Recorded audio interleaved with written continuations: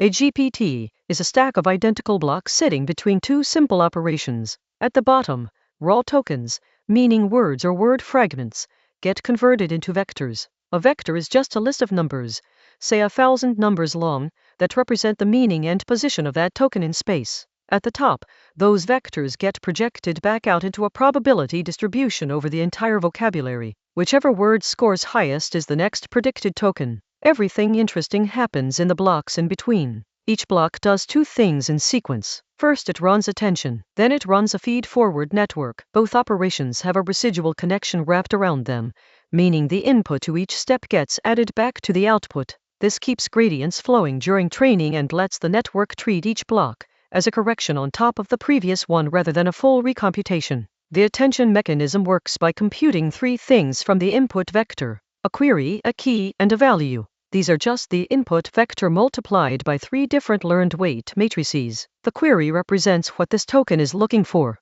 The key represents what this token is offering. The value is the information it will actually pass along if selected. To compute attention, you take the dot product of every query with every key. This gives you a score for every pair of tokens in the sequence. How much should token 5 pay attention to token 2? The dot product answers that. You scale it down by the square root of the vector dimension to keep the number stable. Then run a softback so the scores across all positions sum to 1. Then you multiply those scores by the value vectors and sum them up. Each token now holds a weighted blend of all other tokens it decided to attend to. This entire operation runs in parallel across multiple heads. Each head gets a fraction of the full vector. If your model dimension is 1,000 and you have 10 heads, each head works with 100 dimensions. Each head learns to attend to different things. One head might track grammatical structure.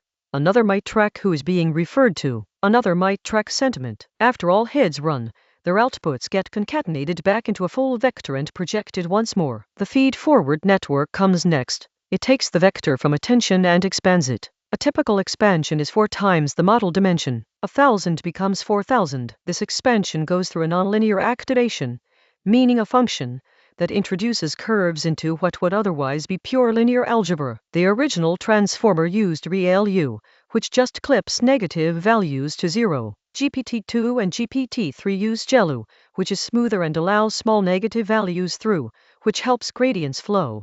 After the activation, the network contracts back down to the original dimension. The feed-forward network is where most of the factual knowledge in the model lives. Attention figures out which tokens are relevant. The feed-forward network is what actually knows things. Now here is where it gets interesting. Each of these operations has room to grow. The dot product at the heart of attention compares a query vector against a key vector and returns a single number. But there is no reason that has to be a scalar. You could replace the dot product with a full matrix multiplication. Instead of each token having one query vector, it could have a query matrix. Instead of one key vector, a key matrix. The score between two tokens would then be a matrix, not a number, and you could apply different aggregation operations to that matrix before the softmax.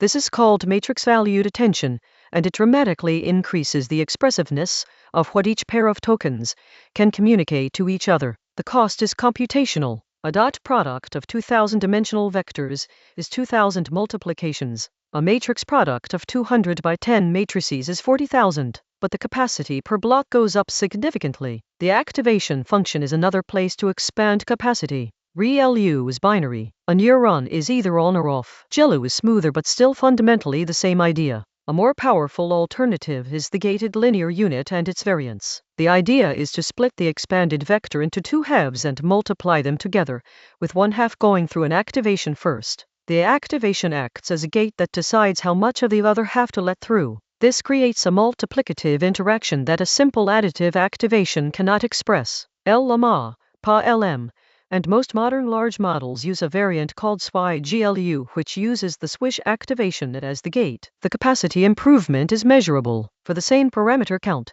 SWI-GLU consistently outperforms GELU on downstream tasks. The most interesting expansion is on the softmax itself. Standard attention applies one global softmax across all positions. Every token competes against every other token for attention weight. But you could instead split the value vector into smaller subvectors, say groups of 64 dimensions each, and apply a separate softmax to the attention scores for each group. Each group now has its own competition, its own routing. Some groups might specialize in local syntactic attention. others in long-range semantic attention. The full attention output is then the concatenation of these per-group softmax outputs. This is related to the idea behind mixture of experts, where instead of one feed-forward network making all decisions, you have many smaller expert networks and a router that decides which experts to consult for each token. The model learns which experts are good at what, and different tokens get routed to different experts depending on their content. This allows the total parameter count to scale up massively without proportionally scaling compute,